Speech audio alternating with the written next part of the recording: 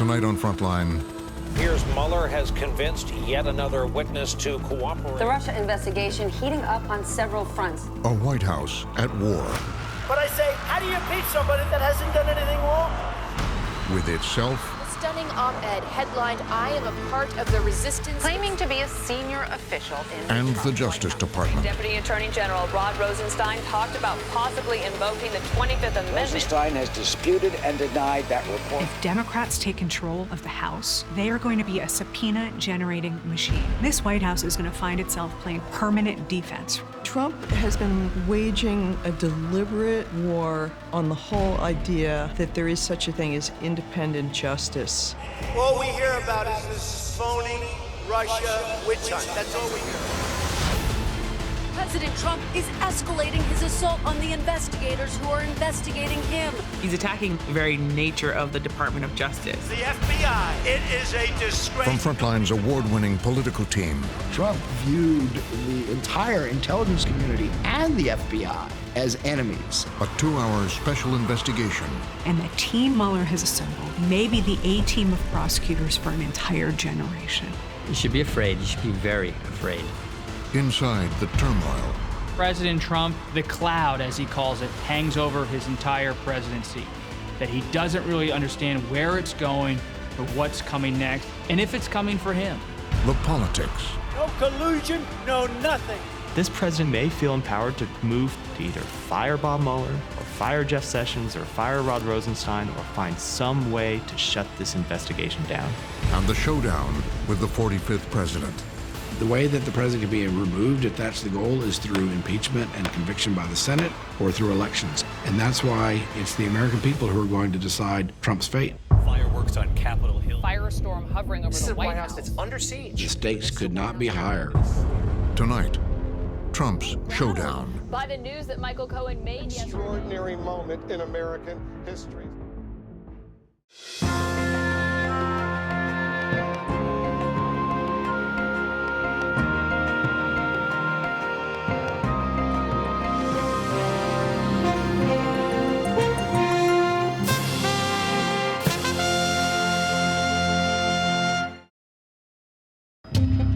To today's showdown at Trump Tower between the president-elect and top intelligence. President-elect Trump is about to get all of the details from U.S. intelligence chiefs. Intelligence officials are expected to meet face-to-face with President-elect Trump at Trump 2 Tower. weeks before the inauguration. For what could be a day of fireworks. The battle lines between the new president and Washington's establishment were about to be drawn.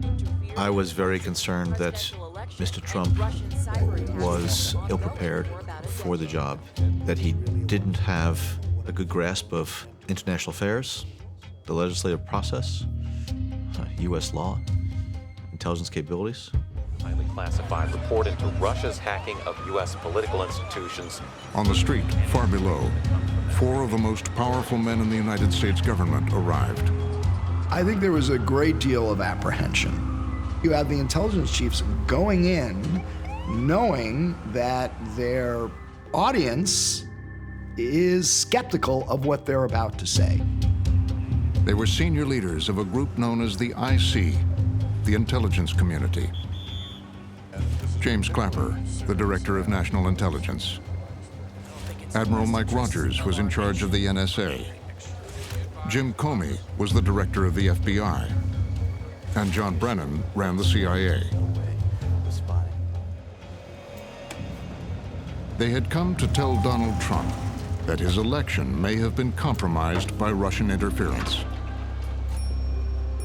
This was the most aggressive and most direct and most assertive campaign that the Russians ever mounted in the history of our elections to interfere and to somehow influence the outcome. We are going to make Behind closed doors, the IC briefing began. It was several hours long. There was no equivocation in our language, and we were very direct and very clear in terms of what it is that we knew and assessed. There was no pushback. And I think the reason was that the evidence that we laid out at the highly classified level was pretty compelling and been very hard to have pushback. Trump didn't argue. But he later said he saw the talk of Russian interference as an assault on the legitimacy of his victory. It's a challenge, not just his legitimacy as president, but as his overall power, his overall sort of sense of his worth in terms of being there. The IC chiefs had one more piece of news for the president-elect. Brennan, Clapper, and Rogers left the room.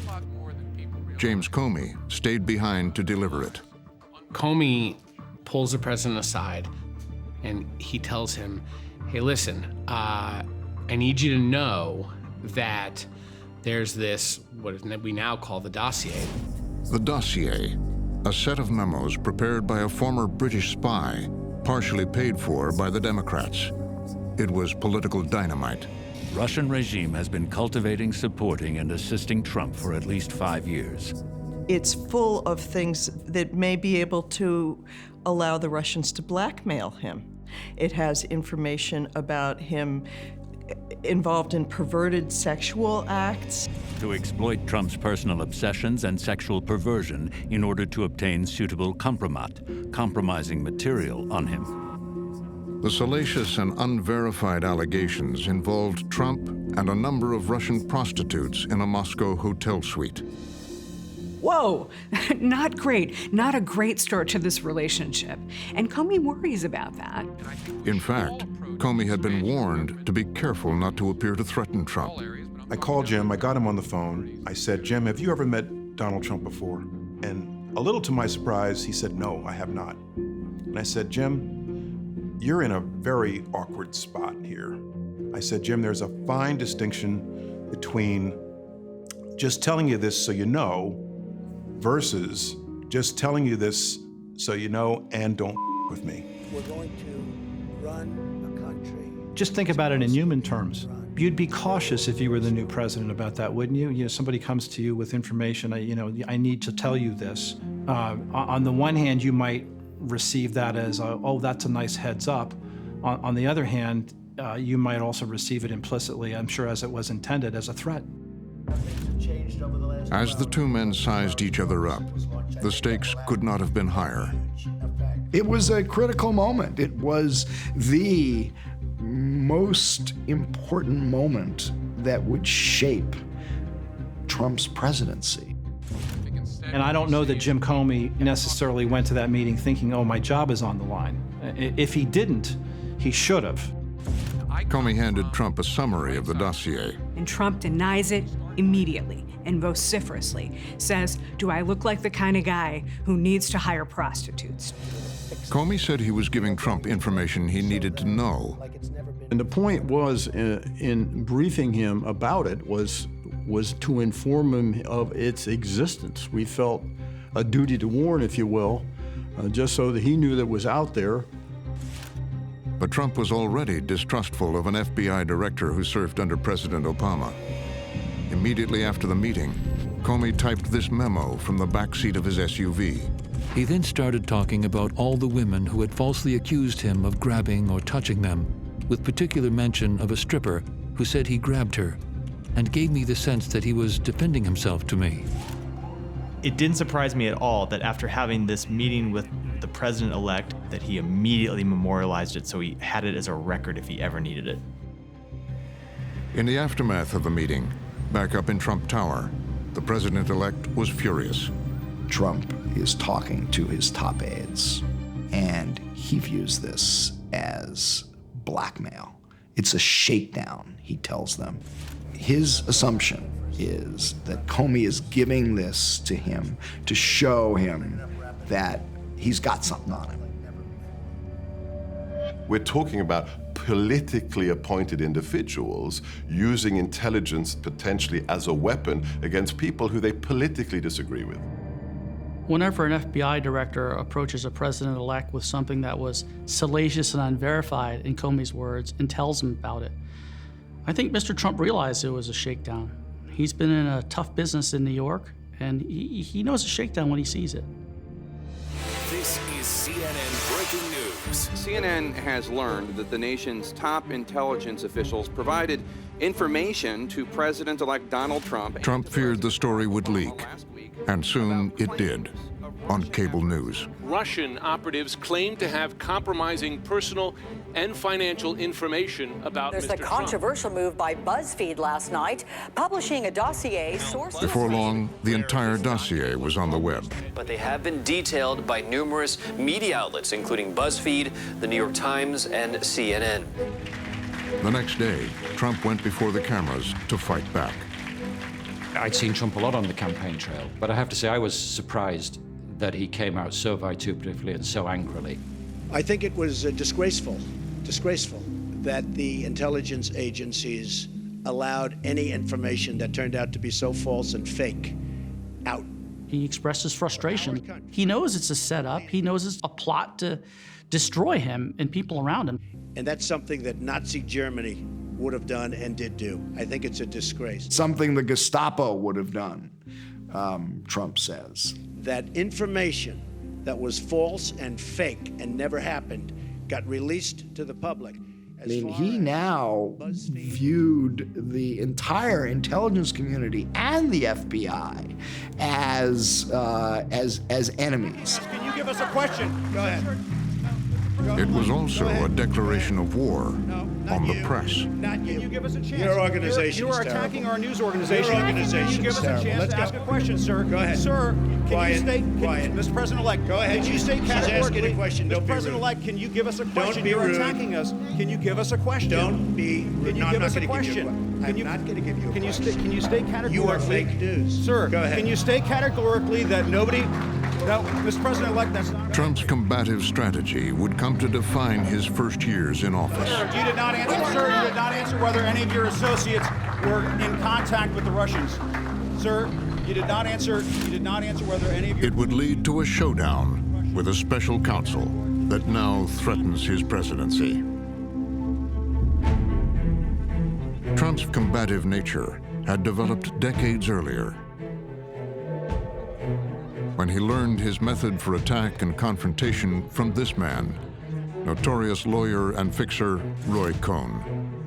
Trump was created by the politics of intimidation taught to him by his mentor, Roy Cohn, who really was his alter ego. He was his confidant. He was an ersatz father. He was the person who Trump went to with any kind of a problem. Cohn had become a national figure in the 1950s. The red hunting senator, Joseph McCarthy, attends a... During a different showdown in Washington. The scene is Washington and a Senate investigating subcommittee. Mr. Cohn, his friend and aide, was present with Senator McCarthy. The McCarthy hearings, an investigation to expose American communists. It was called a witch hunt. Recklessly, McCarthy ripped into the reputations of both friend and foe alike. Helping to run the show, Roy Cohn. Roy Cohn was known by anyone who understood anything about American history as being one of the architects of the most sinister period in American history. There is detailed testimony in the record, Mr. Chairman, of Levitsky's association, close personal association with Julius Rosenberg over a period of years. Cohn's tactics were to use any means possible to root out what he said were communists deep inside the government. They smeared people as communists. They made up charges. They ruined lives. In some cases, drove people to suicide. Many people lost their jobs. Cohn never felt guilty for any of it for a moment. It was sheer political and career expediency. After it all collapsed in shame and disgrace, Cohn returned to New York City, where his reputation as a ruthless attack dog and political fixer made him notorious. Roy Cohn had 20 years of being a really aggressive, no holds barred, go for the jugular, fight back. Anybody says something to you, throw it back at them guy. He was famous for that behavior. He was just what ambitious young Donald Trump was looking for. Trump hired him. The family and the Trump Organization and his father, Fred Trump, had been accused of racism in their housing practices. Trump's regular lawyers, the ordinary kinds of lawyers, tell him, settle it. Just move on, do the right thing. And he asks Roy Cohn about it. Roy Cohn says, don't settle it. Fight, fight, fight. You gotta fight. And that becomes kind of his early credo and his approach, which is even if you're in the wrong, fight. We expect to be successful in court. We're not doing this for any other reason. They countersued the U.S. government for $100 million. In court filings, Cohn compared the Department of Justice to the Nazis, alleging Gestapo-like tactics. And a pattern we can recognize from Trump's behavior to this day, attacking the accusers, attacking indeed the Justice Department as a way to sort of throw a smokescreen around the original crime. Cohn's suit against the Justice Department was thrown out. Trump forced to settle. They had lost. But in the press, Trump and Cohn declared victory. It was just like it didn't matter what the facts were. You know, this was a victory. We beat the government. It had nothing to do with reality. He's a counterpuncher. You know, boom, boom, boom. And admits nothing, never admit anything, never say you made a mistake, just keep coming. And if you lose, declare victory. And that's exactly what happened there. He lost as clearly as you can lose, but he loudly proclaimed his victory. Cohn had given Trump a formula for survival and success. In lawsuits and life, Trump adopted Cohn's method. Always be on the offensive. No agreement now? Donald, you had to check. You can't say that I give up very easily. Through more than 4,000 lawsuits, win or lose, It was a unanimous vote. We're very happy. Trump would rely on what Roy Cohn taught him. Not at all. We had a great victory. I'm happy as hell. Thank you very much. In the old days, the sports of kings and queens was horse racing. Now it's litigation. And Donald Trump definitely plays that sport. And he plays it very well.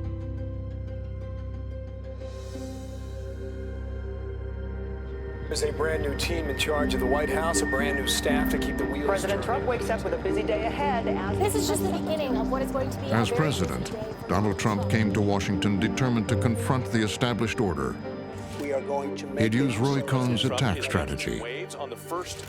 Take on the powers that be. Is fighting with the media over Brawl with critics and the media. now falsely accusing the press. Sort out friend from foe. He's going to come in and he's just going to start action right away. He's not going to wait. He's not going to take his time. He knows what to do and he's going to fix everything. He's going to set the world right immediately. Wild day at the Trump White House. President Trump's travel ban has been blocked in the courts. Executive actions, tweets, firings.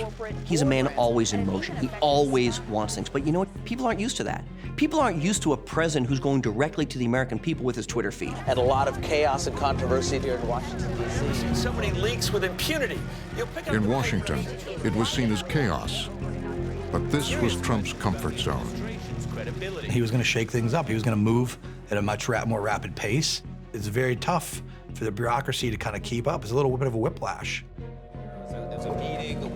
And there was a looming showdown with the FBI and James Comey. The two would face off again at a photo op.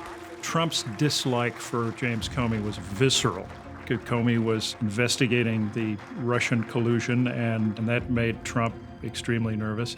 Partly it was the infamous briefing about the dossier that drove Trump crazy. Comey is standing in a blue blazer against blue drapes. That was not an accident. He is standing literally as far away from Trump as it is possible to be in that room. This time, Trump made it clear who was in charge. And the president calls him out and says, no, no, no, come here, come here. So let's, oh, and there's James. He's become more famous than me. This guy's more famous than me, which Comey knows even then is going to be a problem. Wanting to be sure that his arm was outstretched in just such a way as to create just a nice, distant handshake. But instead, the president pulls him in and goes for the hug. It's unclear exactly why, but goes in for the hug. Trump pulls him in and whispers something in his ear, but to the camera, it looks as if Trump is giving him a kiss on the cheek.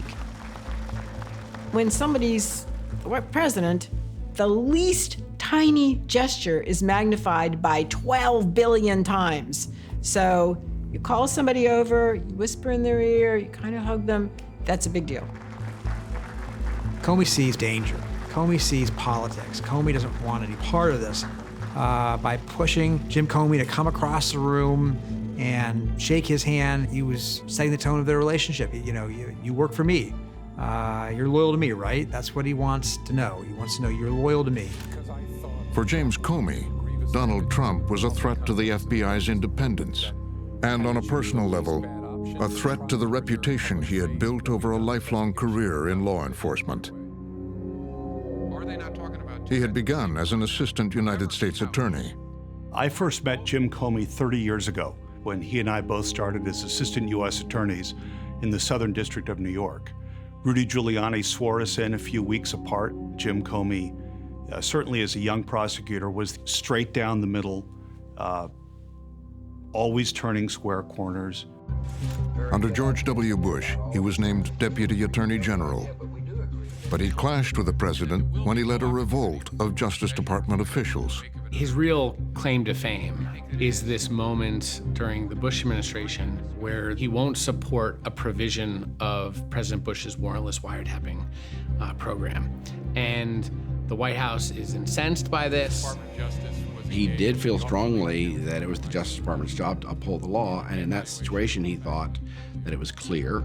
He takes the law really seriously as an autonomous force in public life. The White House backed down after Comey and other Justice Department officials threatened to resign. But then what happened next tells you a lot about Comey. It was Jim Comey who ultimately testified in a major way before Congress about what had happened. I couldn't stay if the administration was going to engage in conduct that the Department of Justice had said had no legal basis. I simply couldn't stay. Mr. Comey, I'm commending you for what you did here. It was one of many times Comey would go before the cameras. He was in the spotlight more than any FBI director that I ever worked for, and I think he felt that he could use that spotlight in ways that other directors hadn't used. Having the courage to speak the truth. Yeah. Republicans who don't like Comey because of his dust-ups in the George W. Bush administration tend to call him Saint Jim, a guy in love with his own rectitude. Jim Comey is, by his own acknowledgement, has a very black and white view of the world with very little room for gray. Jim Comey's view of the world is that if he decides that it's the right thing to do, everybody else should agree with him. More breaking news now. Fox News can confirm that FBI Director James President Barack Obama named Comey FBI Director. And during the 2016 presidential campaign, Comey made himself the face of the FBI's investigation of Hillary Clinton's email server. They were extremely careless in their handling of very sensitive, highly classified information. Comey has been at the middle of this election and arguably is the person who most significantly influenced it other than the candidates themselves. There's a through line in Jim Comey's career, and that is this intense conviction that he is sometimes the only righteous person in any organization. If there is one characteristic of Comey's that is both his strongest characteristic and his weakness, it's this self-regard that can cross into self-righteousness. Russia has come up again and again. And now, as Comey led the investigation into Russian interference, he would find himself on a collision course with the president. The very inauguration of President Trump, poses challenges to the FBI because they have investigations on Paul Manafort, the former campaign chairman, Carter Page, foreign policy advisor to the president's campaign, George Papadopoulos, a foreign policy advisor to the campaign, and Michael Flynn, the national security advisor. And so, these are four people in the national security space who are all under FBI investigation. And now let's start talking about players like Russia. Now, Comey dispatched 2 FBI agents to the White House on a sensitive mission. They go to the White House to interview the national security advisor just days after the opening of a new administration. And there's no precedent you can think about that. at least in modern times. The agents arrived to confront the National Security Advisor, Michael Flynn. What's the FBI doing at the White House? What business do they have in the White House? How is it that Michael Flynn's meeting with FBI agents without a lawyer present? Was he out of his mind? I mean, that's to me incomprehensible. That should never happen. The FBI wanted to know the details of a phone call Flynn had during the transition with the Russian ambassador, Sergei Kislyak.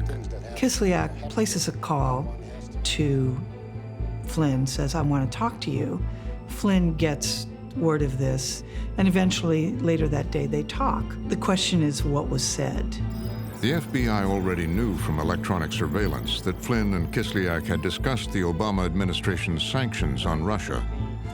Now, on the record, they asked Flynn about it. He dissembles. He suggests that he did not have such conversations with the Russian ambassador. Court documents detail what happened. Flynn falsely stated that he did not ask Russia's ambassador to refrain from escalating the situation in response to sanctions. Comey's agents had caught Flynn lying to the FBI, a federal crime. New questions about coincidental timing of a call between At FBI headquarters, what Comey had was explosive. The evidence against Flynn was shared across the street with the Justice Department. Acting Attorney General Sally Yates was read in to Flynn's FBI interview. Sally Yates is a career Justice Department prosecutor, 27 years in the department, a tough cookie, but a genteel Southern woman. She's saying, we need to tell the White House. Flynn has lied. And the Russians know that those are lies. We need to mitigate the risk. Yates would head to the office of the new White House counsel, Don McGahn. Don McGahn is a kind of stalwart conservative lawyer, not someone who has a record of service within the Department of Justice, not someone who's been schooled in exactly these kinds of questions. Yates and her deputy, Mary McCord, told McGahn that Michael Flynn had been lying. I think that, for a person who'd been in the office for 6 days, it was surprising information to learn and just took a little bit of time to process. What the acting attorney general was saying to the White House counsel, you have someone working in this building, in this West Wing, who is compromised. They believed the information they gave McGahn would force the president to act. It's clear that Yates and McCord believe this is a very vulnerable situation for the White House, as well as for Mr. Flynn. And they presume that the White House would fire him. That same day, McGahn went to see the president.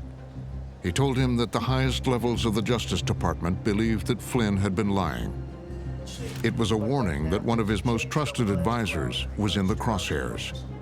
Michael Flynn is the former director of the Defense Intelligence Agency, who effectively became Donald Trump's top national security advisor. Please welcome retired United States Army Lieutenant General Michael Flynn.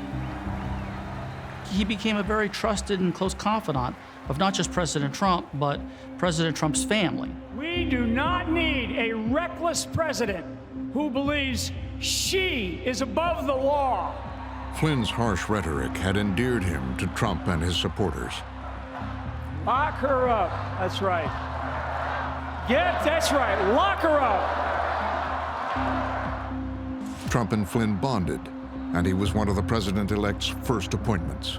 They had a very good chemistry. But what people underestimate, I think, is the need for personal chemistry inside the White House. And General Flynn and the president had personal chemistry. And now, Trump had been told Flynn was in trouble with the FBI. Mike Flynn knows a lot of things. Mike Flynn could be a dangerous person to have under pursuit of investigators. Clearly, he sees that this investigation has a potential of getting out of his control and leading places that it might not be helpful to him to have it lead. One day after he had talked to McGahn about Flynn, Trump took a fateful step. He called Comey. Surprise call from the president. Want to come over for dinner, Jim? And Comey says, yeah, sure, Mr. President. It's clearly not a coincidence that the president suddenly invited Comey over for dinner that night, right after McGahn was briefed about Mike Flynn's criminal jeopardy. Already on edge about the meeting, when Comey arrived, he discovered the table had been set for two. Two. Nobody else is going to be there. He and the president. The bromance, attempted bromance, continues. Suspicious of the president's motives for the meeting, Comey again memorialized the conversation. We sat facing each other at a small oval table set for two and placed in the center of the room. Comey says the president had very nice words for him, and so it's this pleasant conversation. And then the president says, "Can I expect loyalty from you?" He needed loyalty and expected loyalty. I did not reply or even nod or change my facial expression. The president would ask for Comey's loyalty several times during the dinner. It's a remarkable moment. A president demanding loyalty of an FBI director. I can't think of any other president in the modern era who would do that. They understood, as people who'd been in government before, that that's not the role of an FBI director. He then returned to loyalty, saying, "I need loyalty." I replied that he would always get honesty from me. In the eyes of the White House, President Trump was feeling out Comey about where the investigation stood, how he was going to handle it. Comey saw it as intimidation, possible obstruction of justice. This is the moment where things really start to split. This is the Roy Cohn view of the world. This has been the Donald Trump view of the world. This is the way he's done business. Either you're with me or you're against me. Are you on my team or are you on the other guy's team? Trump had failed to win Comey over. Then, 2 weeks later, there was another leak. This one to the Washington Post. The Washington Post broke this news. They say that National Security Advisor Michael Flynn did The Post scoop publicly revealed the details of that electronic surveillance of Flynn's call with Russian Ambassador Kislyak. We had found out that, in fact, there were intercepts and had a variety of sources saying that, yes, they had discussed sanctions. And this morning, multiple news outlets report that As the story dominated the news coverage in Washington, the president headed to Florida, accompanied by the Prime Minister of Japan and Mike Flynn. That goes against the denials of Flynn himself. On board, the press, armed with the Post story, were waiting for the new president. What do you make of reports that General Flynn had conversations with the Russians about sanctions before you were sworn in? I don't know about it. I haven't seen it. What report is that? Though he had known about the intercepts for weeks, Trump claimed ignorance. About sanctions, maybe trying to... I haven't seen that. I'll look at that. Thank you. Thank you very much.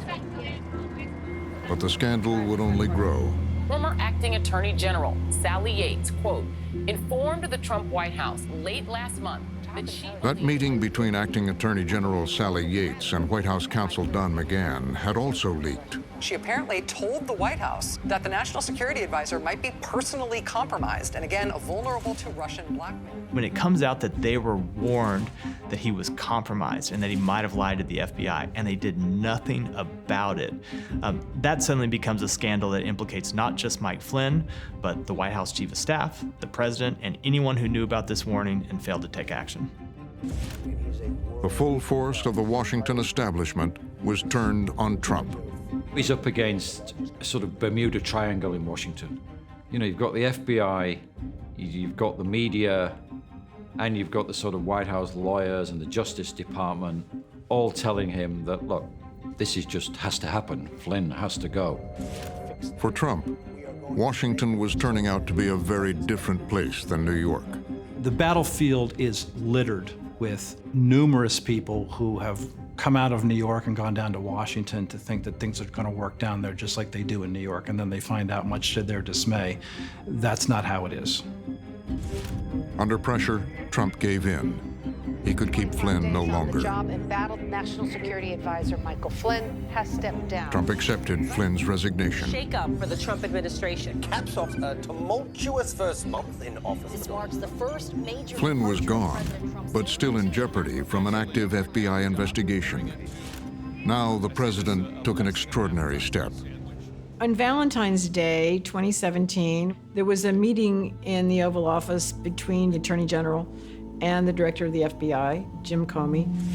As the meeting ended, the president tried to empty the room. He wanted to speak to the FBI director alone. And Attorney General Jeff Sessions kind of lingers. And Comey thinks that's because Sessions knows the president should not be meeting alone with the FBI director. Comey was wary. As he had before, he would write notes of what happened. The AG lingered momentarily by my chair. But the president thanked him and said he wanted to meet with Jim. He repeated this at least one more time to usher people out. If you're Comey, you're sitting there and thinking, what is it the president needs to say to me that he can't say in front of the attorney general? Jim Comey's a longtime prosecutor, and right away, I suspect his antenna were going up and saying, this is evidence of a guilty mind right here, what he's about to ask me to do. So he finally gets the two of them, just the two of them in the room, and then proceeds to get to work on the Michael Flynn issue. He began by saying he wanted to talk about Mike Flynn. Saying, can you just kind of ease up on him? He's a really good guy. I hope you can let this go. I replied by saying, I agree he is a good guy, but said no more. Is the president asking the FBI director to stop looking at Russian interactions with the campaign? Is he trying to shut down a counterintelligence probe that began in July of 2016? Trump's talking to the director of the FBI about an ongoing investigation by the FBI. And at that point, he's really, from Comey's perspective, crossed the line.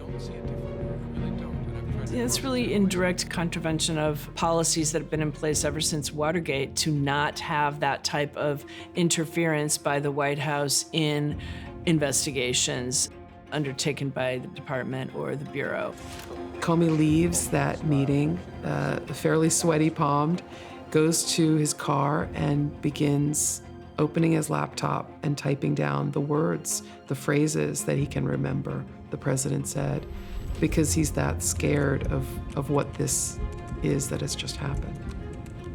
There's an old adage in the organization that if it happened and you didn't write it down, it didn't happen.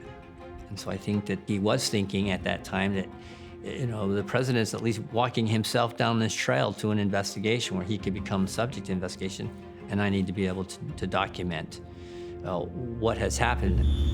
Once again, Comey and Trump were at odds.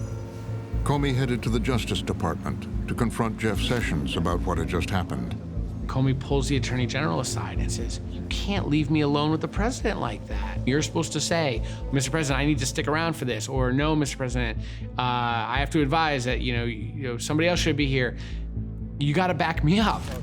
The job of the Attorney General is to insulate the FBI from inappropriate political interference. At that moment, Sessions realized that he did not do what was expected of him.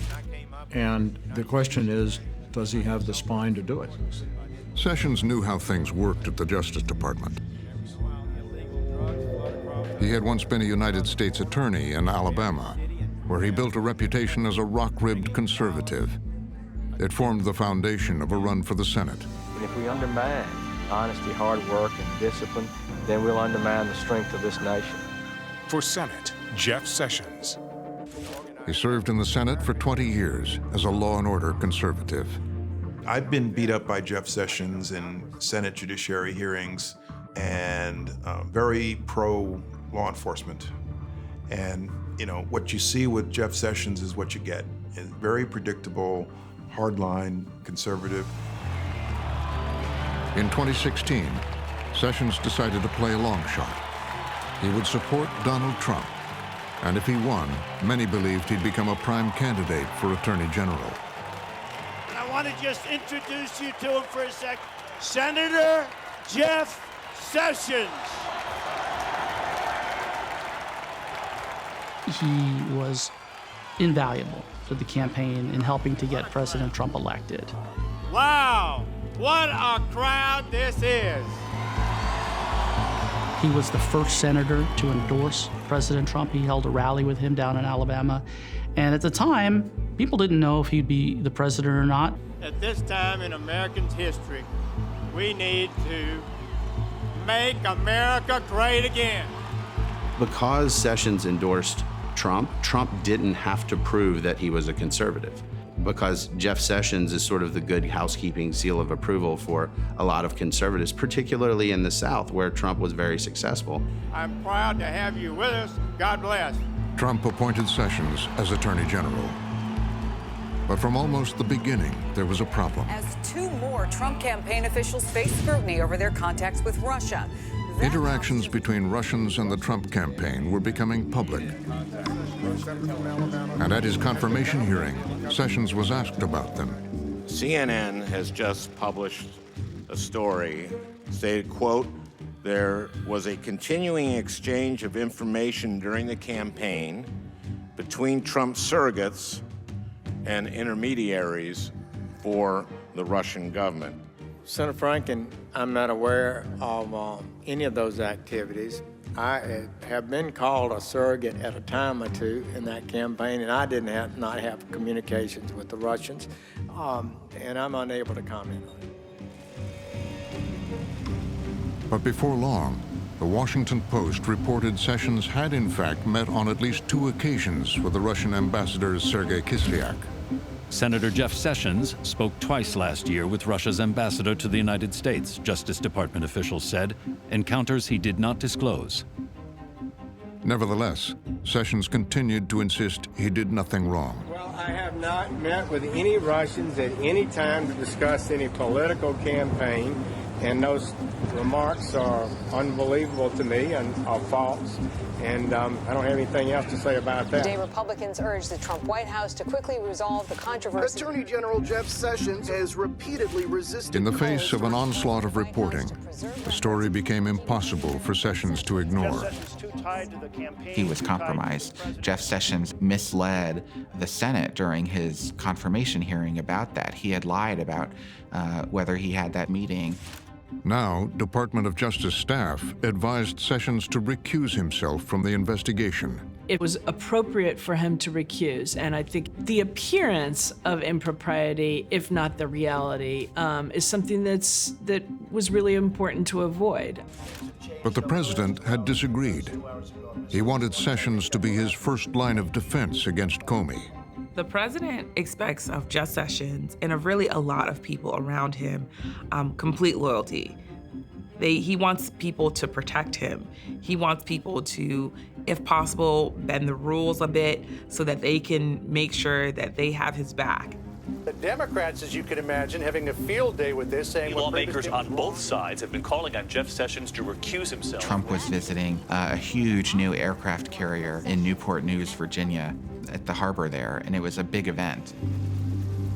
Trump would use the photo op to send a message to Jeff Sessions. Mr. President, do you still have confidence in the Attorney General? Total. The president had already insisted his counsel, Don McGahn, tell Sessions not to recuse himself. And now Trump said it publicly. Did Sessions recuse himself from investigations into your campaign in Russia? I don't think so at all. When did you first learn that Sessions spoke to the Russian ambassador? Did you know during the campaign? I don't think he should do that at all. But without consulting Trump, that same day, Sessions called a press conference. I have now decided to recuse myself from any existing or future investigations of any matter relating in any way to the campaigns for President of the United States. Thank you all. Take care. In his battle against Comey, Trump had just lost his best chance to shut down the investigation. And I think there's frustration there. Frustration that he appointed somebody to be loyal, and that person abdicated responsibility.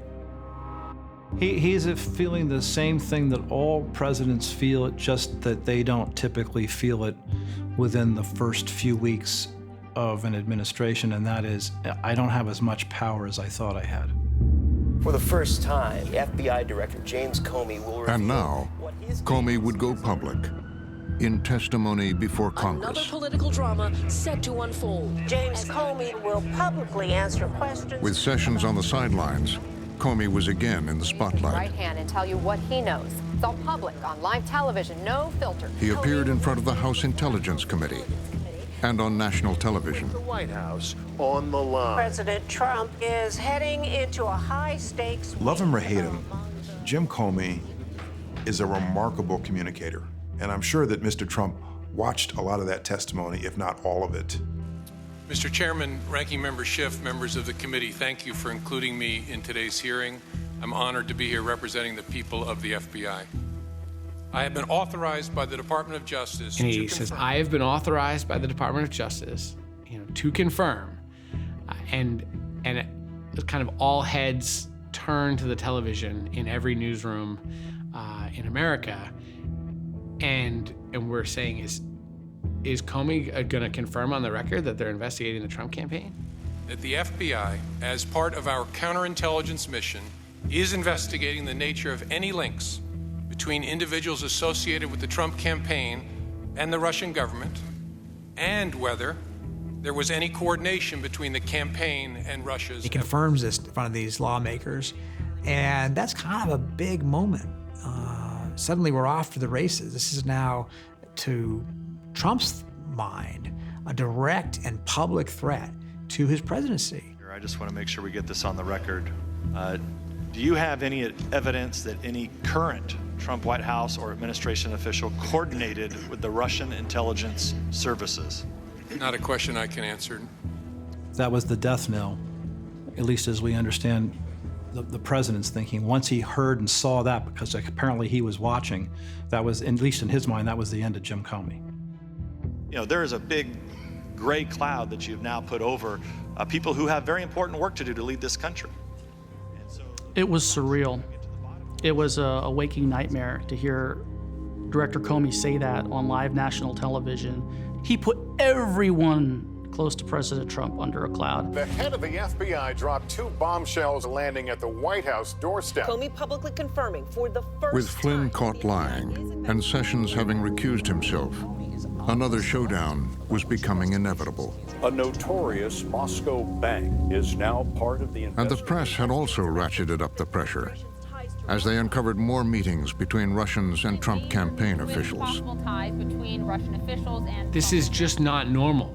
It just seems like there's more and more meetings. They just keep coming out. This time it is the president's son-in-law and senior advisor. Many of the stories focused on Jared Kushner, the president's son-in-law. Kushner had met with a top Russian banker who was known to be close to President Putin during the transition. He had also had a conversation with Sergei Kislyak, the Russian ambassador, and there had been even this discussion about setting up a back-channel communication to Moscow.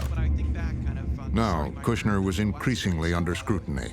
Jared is learning that his actions, especially with Michael Flynn, his interactions with various Russians, is under investigation as well, and whether he's been honest about them and what was going on in those conversations. Kushner headline today and tonight. The scandal had now reached the president's family. The notion that there's this investigation at the Justice Department and the FBI that could encompass his children, his son-in-law, and possibly his business interests is getting him very, very nervous. Jared Kushner, president's son-in-law, had a Trump, inundated by the headlines and under pressure from Comey, left Washington. He headed for his country club in Bedminster, New Jersey. It's a sort of rainy weekend in Bedminster. So Donald Trump is supposed to be out golfing. He's stuck inside. He's in a sort of foul mood anyway. The president was frustrated. His family was frustrated. They felt like they were being swept into this riptide of an investigation, and they thought if they could just pluck Comey out, that maybe the investigation could end. Also, new whirlwind developments are reported In Bedminster, on that rainy weekend, without any of his most senior staff members present, Donald Trump would make the most consequential decision of his first year in office. There is essentially no adult in the room, certainly no legal adult in the room who really has an understanding of what this is going to mean, not just politically, but legally. Trump decided he would get rid of Comey. Trump comes to the conclusion that I can't put up with this anymore. I'm going to fire Jim Comey. There's no consultation. There's just gut instinct and raw anger. Trump dictated a letter to Comey. It is a rant, the original draft. Nobody's original draft is that great, but this draft is Donald Trump unloading all of the reasons that Comey has failed him. On Sunday, Donald Trump returned to Washington with the letter, determined to carry out his plan to stop Jim Comey once and for all. Comey has been indicating that he knows so much more than he's letting on, and he's Comey opens up another investigation into... Comey isn't backing down. He said he wouldn't do anything active part of an FBI investigation was there collusion between Trump associates. The next morning in the West Wing, the word was out. Trump was preparing to take the fateful step of sending the letter. Word gets back to Don McGahn, the White House counsel, that this document has been prepared, and he freaks out. Our understanding is that Don McGahn reads that and says, yeah, you don't want to send that. Even Trump's abrasive advisor, Steve Bannon, was stunned. Of all people, Steve Bannon is the one in the room who's saying, you can't get rid of this guy, Jim Comey. This would be a terrible, terrible mistake. It's going to cause a firestorm. Although Trump had the executive power to fire Comey, Bannon foresaw dire political consequences. Bannon has more of a sense of history than a lot of the people who are in that White House. And so he knows the history of Watergate, and he also knows about obstruction of justice and what it could look like if Trump fires Comey. There's no way, McGahn says, that this document can be used as the basis for firing Jim Comey. No way, no how. Give me the document. The White House counsel had an alternative. McGahn had separately learned that Rod Rosenstein, the Deputy Attorney General, also had concerns with Jim Comey. And he brokers this deal. So he basically says to the president, Mr. President, you don't need to send that. You should really talk to Rod Rosenstein. They set up a meeting between Rosenstein, Attorney General Jeff Sessions, and the president. The president lets them know he wants to fire James Comey, that's clear, and the directive for Sessions and Rosenstein is to draw up the rationale, to write memos explaining why they believe Comey had made mistakes on the job and deserved to be fired. They had their orders. Rosenstein would do his part.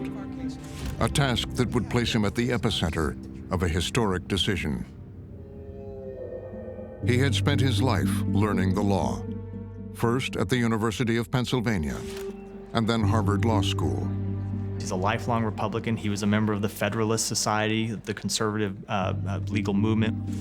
With Ken Starr, Rosenstein was part of the independent counsel's investigation of Bill Clinton. Eventually, George W. Bush and Barack Obama made him United States Attorney. He has served in both Democratic and Republican administrations as the U.S. Attorney in the District of Maryland, and so enjoys, a bipartisan reputation that is and was well earned. So he's a professional.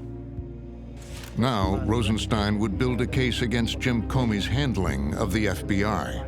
Rod Rosenstein is a guy who served 27 years in the Justice Department, a Boy Scout. He looks like a Boy Scout, and he thinks that Comey has violated the Justice Department norms by talking too much about Hillary Clinton during the election. The president wanted the memo as soon as possible. It was a rush job. He delivered it the next day. Rod Rosenstein's memo echoed what a lot of the Hillary Clinton campaign people had been saying for months. That Comey had inserted himself into the election, he made himself too public, he had taken on a role that did not really belong to him. The director ignored another long-standing principle. We do not hold press conferences to release derogatory information about the subject of a declined criminal investigation. Trump doesn't care about what Comey did to hurt Hillary Clinton, but it becomes the excuse, or at least the initial excuse the White House uses to explain why they were firing the FBI director. Donald Trump had fired hundreds of people face-to-face on The Apprentice. This time, as president, it would be different. He just decides to do it. Trump isn't going to deliver the message himself. He sends his longtime bodyguard in a White House car with the pink slip over to the FBI to deliver the bad news. Keith Schiller, the president's body man, can't get into the FBI. The FBI is not a place you can just walk in and be like, I have a note for Comey. I'm from the White House. Great, you're from the White House. Super. You can't come in here. He dropped off the letter and left. Breaking news, James Comey has been removed from heading the FBI. Comey was out of town. FBI Director James Comey is and he was at our Los Angeles field office giving a talk to the office. And, behind them on the news, it said that Jim Comey was just fired by the President of the United States. President Trump has fired James Comey as director of the FBI. It comes without warning. He actually makes a comment to the audience like, oh, look at that, I just got fired. thinking that, you know, it was a mistake. And then I think one of his staff came over to him and said, look, we need to leave. This is real. Well, this is a big shock. They did not see this coming at the FBI. Stunning announcement from the White House today. President Trump fired. News helicopters were waiting as Comey left the FBI field office.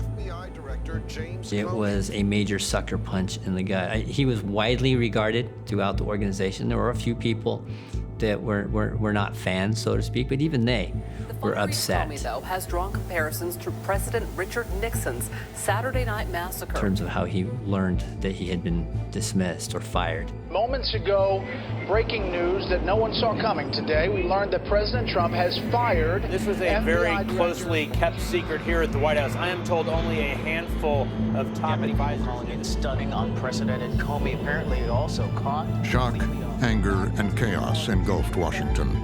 Amid mounting outrage on Capitol Hill, some lawmakers are questioning the country's very foundation. At the White House, they struggled to offer an explanation. Like the White House is not interested in getting to the bottom of this. The press office is suddenly thrust out there to explain a decision they had no part in, that they didn't know much about. Reporters who were trying to figure out what was going on. It was chaos. The Comey firing came without warning and stunned. By the time the White House hit the airwaves, the story the press office told was that Rosenstein's memo was the primary reason for the firing. Deputy Attorney General is a gentleman by the name of Rod Rosenstein. He made a determination that the FBI director had lost his confidence. The message from the White House is, we fired Comey because he botched the Hillary Clinton investigation, period. You know, to those who say, why now? Why fire James Comey now? What do you say?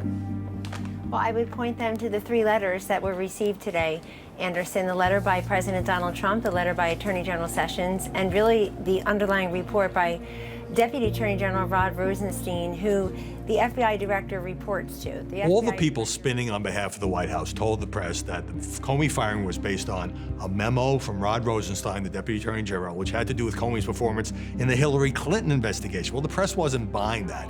Right, but most of this letter focuses on Hillary Clinton's emails. This is stuff that, as a candidate, Donald Trump praised James Comey for. This was sort of like a mind-bending situation, right? Because the president, who campaigned on like lock her up, is firing the FBI director and then pointing to these memos that say, well, you were unfair to Hillary Clinton. And so we're just trying to figure out, like, well, what is going on here?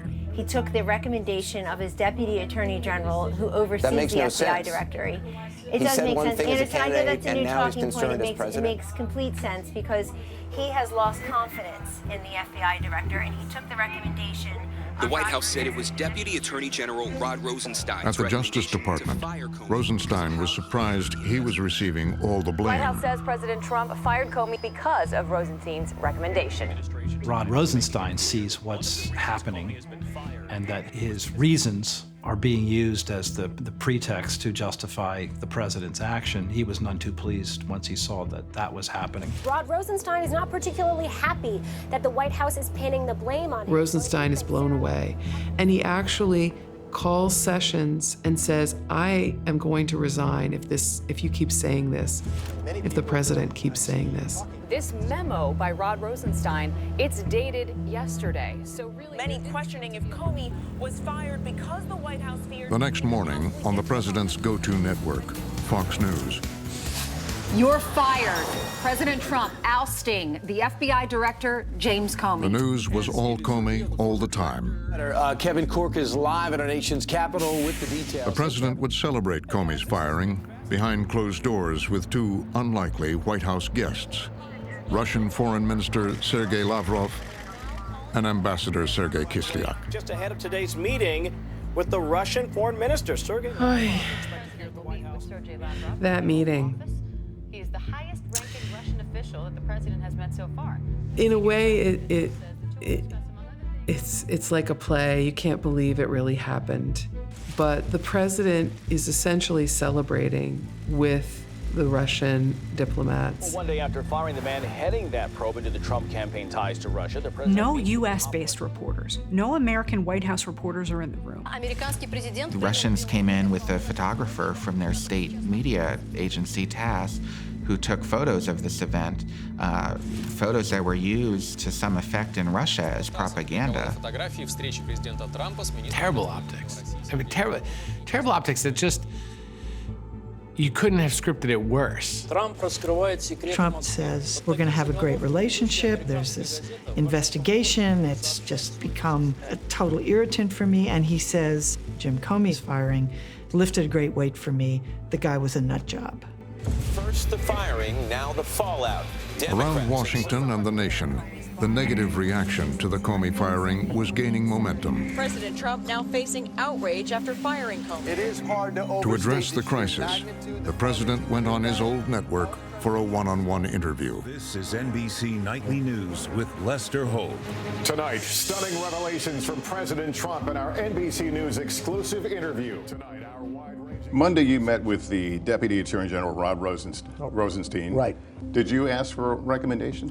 What I did is I was going to fire Comey. My decision. It was not... You had made the decision before they came in the room. I was going to fire Comey. It is a dramatic moment to see the president come out and not only completely undermine the case that his White House had been making.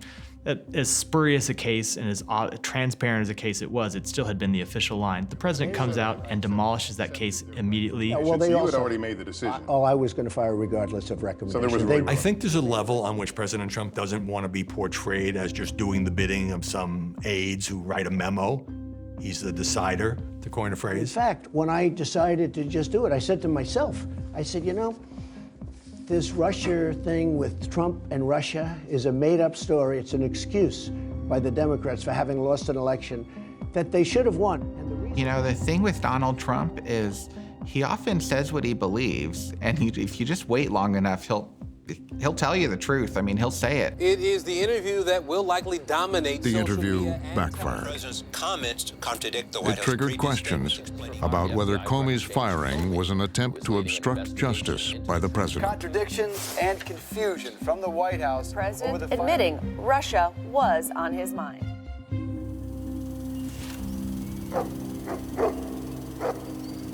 For his part, even out of a job, Jim Comey was not going to be sidelined.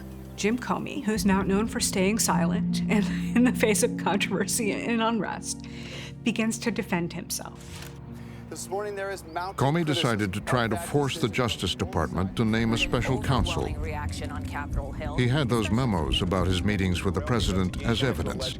Now, he engineered a leak to the New York Times. Breaking news at first reported by the New York Times, James Comey memo saying that Trump asked him to end the Flynn investigation. It was written after an Oval Office meeting that he had with the president back in February. And I refer to it as Jim's leak. Jim doesn't like to call it that, but it's neither here nor there. It was information that he had that he passed on to the New York Times. And yeah, I think that was the straw that broke the camel's back. Another cloud of controversy hangs over Democrats the are Trump demanding a special prosecutor. Calls are growing louder from Jim Comey, who says that he's above politics, actually knows way more about political dynamics and the way Washington works than most people in this story. As Comey hoped, the call for a special counsel grew louder. The decision would fall to Rod Rosenstein. Rod Rosenstein watched his reputation get dragged through the mud for an entire week by people who he really respected. And he found there was only one way to undo the damage, and that was to appoint a special counsel. A special counsel, the most powerful investigative weapon the Justice Department wields. Rosenstein said, I need someone to not only stabilize the investigation, I need to stabilize the Department of Justice. It had been under siege from President Trump, from public scrutiny. He named one of the nation's legendary prosecutors, former FBI Director Robert Mueller, to be the special counsel. And in Mueller, you have the ultimate presence who's discreet, but also experienced to come in and be that person. We begin with breaking news. The White House in crisis. The Justice Department appointed a special counsel to This is a guy who has no problem with holding people accountable, being direct and driven to get the answer. He's going to do it right, you know, in accordance with the rule of law. That's all that matters. If you're in the West Wing and Bob Mueller's on your trail, should you be worried? You should be afraid. You should be very afraid. Justice Department tonight naming special counsel to take over the investigation into Russia collusion probe is more conflicted. Could expand the probe. At the White House, the president happened to be meeting with Attorney General Sessions when Rosenstein called to announce Mueller's appointment. President Trump doesn't like to get bad news, and this was bad news. It was more than bad news, it was terrible news. And now you see him really unleash all his anger on Jeff Sessions and plainly tells Jeff Sessions that you are the reason why all of this is happening. Trump was furious and took it out on Sessions and humiliated him. Trump obviously felt himself endangered by a special counsel and lost his temper. Trump's law is loyalty to him and what he wants to do. As he's famously said, "Where is my Roy Cohn?" And there are things that Jeff Sessions apparently won't do for Donald Trump, and Donald Trump won't forgive him for that. Sessions had had enough of the president's anger. Sessions just ends up bolting out of the White House, rushing out to his car. He said, "If you want me to quit, I'm going to quit." He's resigning as Attorney General. He's distraught, and he's had it. He's at the end of his rope. He's been insulted by Trump. He's decided that that's it. In the West Wing, all hell broke loose. Don McGahn, the legal counsel, bursts into Reince Priebus's office and says, "We've got trouble. Not only do we have a special counsel appointed, but Jeff Sessions has just resigned." Priebus says, "You're kidding me." Priebus goes running down the staircase into the West Wing parking lot. Finds Sessions in his car preparing to leave, and he bangs on the door. "You got to come out. You got to come back in. You can't leave this way. It can't just blow up like this." And Priebus essentially almost has to drag him back up into the West Wing, where Vice President Pence and Steve Bannon then come in and join Priebus and talk Sessions off the ledge.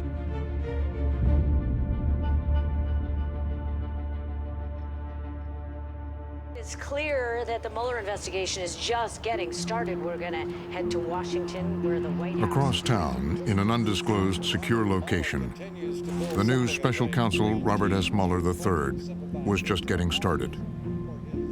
When you become a special prosecutor, they give you a piece of paper with a mandate. At that moment, you don't have anything else. You don't have a staff. You don't have agents, you don't have prosecutors, you don't even have a legal pad and a paperclip and a pen. What Robert Mueller did have was a lifetime of preparation for this moment. He volunteered to serve in Vietnam as a United States Marine, highly decorated, wounded in action. In the 90s, Mueller had tried his hand in the private sector at a prestigious law firm. He hated it. $400,000 a year. He felt like he wasn't doing the Lord's work. He quit. He took a substantial pay cut to become a line prosecutor. He worked homicide in Washington, D.C. His great joy was putting away bad guys and answering his phone, Mueller, homicide. Bob Mueller cares about one thing, and one thing only. Indicting bad guys and putting them in prison. A Republican, he'd run the FBI for both George W. Bush and Barack Obama. Pulled out of private practice, Robert Mueller was back at the center of the action. Quietly gathered a team of more than 36 attorneys, investigators, From a secure location, he built a formidable team. I believe his term was ninja assassins of attorneys. This is like this moment at the beginning of the Avengers movies where all the superheroes are kind of spread across the globe, and Bob Mueller calls them all, and they all reassemble together in Washington to take on this new mission.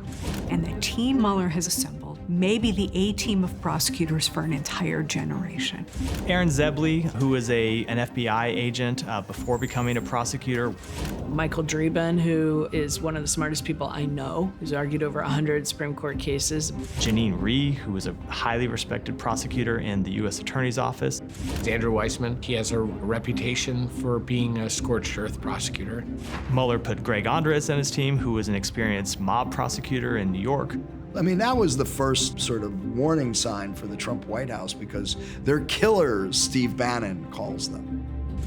Mueller's team had broad authority to investigate Russian interference, the Trump campaign, and in the wake of the Comey firing, possible obstruction of justice by the president himself. And there's this question of whether that act by itself constitutes obstruction of justice. Maybe it does, maybe it doesn't, but that issue didn't even exist before he fired James Comey. Now it does. Now it's a subject of a federal investigation by a special prosecutor. Mueller also had the evidence from Comey's memos. The president asking Comey for loyalty, to go easy on Mike Flynn, the berating of Sessions for his recusal, the use of the Rosenstein memo. So, you start stringing all these together, and that's how a prosecutor would present the case. He's improper acts, even if they are not in and of themselves criminal, amount to an intent to obstruct justice. The White House was under siege. The president, in anger and desperation, returned to Roy Cohn's strategy, a forceful counterattack. This is the single greatest witch hunt of a politician in American history. There is no collusion and no obstruction. I should be given apology. You are witnessing the single greatest witch hunt in American political history, led by some very bad and conflicted people. The president definitely seized on that term witch hunt. He used it again and again. He used it in tweets. He used it when he was at a microphone. It's something that he felt was working to undermine the Mueller investigation. After 7 months of investigations and collusion with the Russians, nobody has been able to show any proof. Sad. President Trump calling the Mueller investigation a witch hunt has an impact in Washington in that the people who want to be loyal to President Trump can use that same language. Fox and Friends starts right now. And at Fox News, that's just what happened. The president is really mad. He tweeted this out as the phony Russian witch hunt continues. This is a very dangerous witch hunt. Only because I think this is a witch hunt. And put an end to the political witch hunt against President Trump. Trump was avidly watching. He likes what he sees on these Fox opinion shows, and they often get the benefit of having access to the president. Louis, get rid of Mueller. Well, Mueller should be dismissed. Robert Mueller must be fired immediately. The call for the firing of Robert Mueller. He either pulls the plug now or this will be going on years from now. He has daily conversations with the hosts there. He's able to get his talking points out there. The FBI is a shadow government now. And what they did in leaking this information was illegal, correct? Absolutely illegal, and almost becomes a soft coup in a sense. There is a cleansing needed in our FBI and Department of Justice. At the New York Times that summer, they had a lead on what would become the biggest story yet. They had discovered another meeting between the Trump campaign and the Russians. My colleagues and I have been doing some reporting on this. The idea that there was another Russian meeting that we didn't totally understand, that had been undisclosed during the campaign. We've seen it, whether it be. They learned Donald Trump Jr. had hosted the meeting with a Russian lawyer, Natalia Veselnitskaya. Also in the room, Jared Kushner and campaign chairman Paul Manafort. The president gears up for what could be his most important. The newspaper wanted a comment from the White House. But that week, the president was in Hamburg, Germany for the G20 summit and his first meeting with Vladimir Putin. This is a big distraction on the sidelines of the summit as the White House officials try to figure out how to respond to this inquiry from the New York Times. The White House says, we want to be helpful. We want to engage on this. Just give us some time. After the summit, the president himself took control of handling the New York Times. My phone rings, and it's the Air Force One operator. Can you please hold? And I know we were supposed to have a call. I know we're late. Can you just give us a little more time? We're working on this. And of course, we now know that at the front of Air Force One, Hope Hicks and President Trump are kind of working on this statement. He is at the center of it and driving it. And you have the president physically dictating a message that he's gonna put in the name of his son, Donald Trump Jr. The lawyers for the president are losing their minds. They are not on Air Force One, they are not in Germany, but they are hearing secondhand that a statement is about to be issued to the New York Times. To write a statement just I mean, that's just amateur hour. But in fairness to these lawyers, I mean, they couldn't control their client. They still can't control their client. White House responds to a report in the New York Times that claims Donald Trump Jr. Trump's statement, written for his son, said the meeting was about adoption of Russian orphans. It was a short introductory meeting.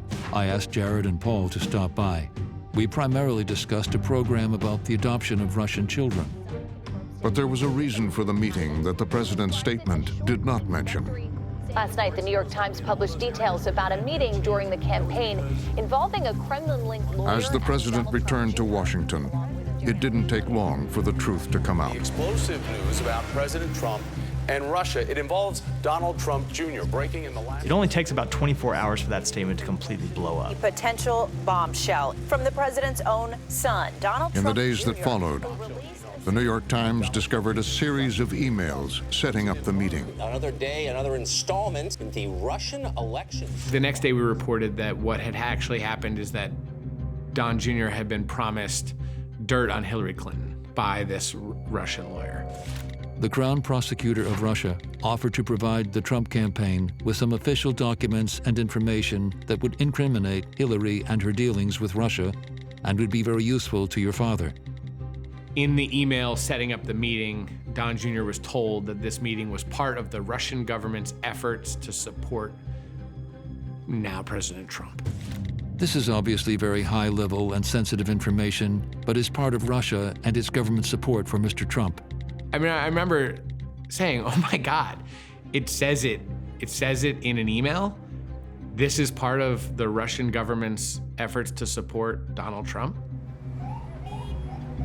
We're talking about top aides in the middle of the campaign. We're talking about Jared Kushner, Paul Manafort, Donald Trump Jr., sitting down with a Russian woman who has told them that she's going to give them some sort of information on Hillary Clinton. It's a crystal clear reason why they're there. What does Don Jr. write back in an email? If it's what you say, I love it. I love it, especially later in the summer. Coming on top of everything else that had come out about all these Russian contacts with the campaign, the Trump Tower email trail was incredibly damning. There's no ambiguity about this. This is there in black and white. And whatever they actually talked about in the meeting, the advertised intent of the meeting was collusion.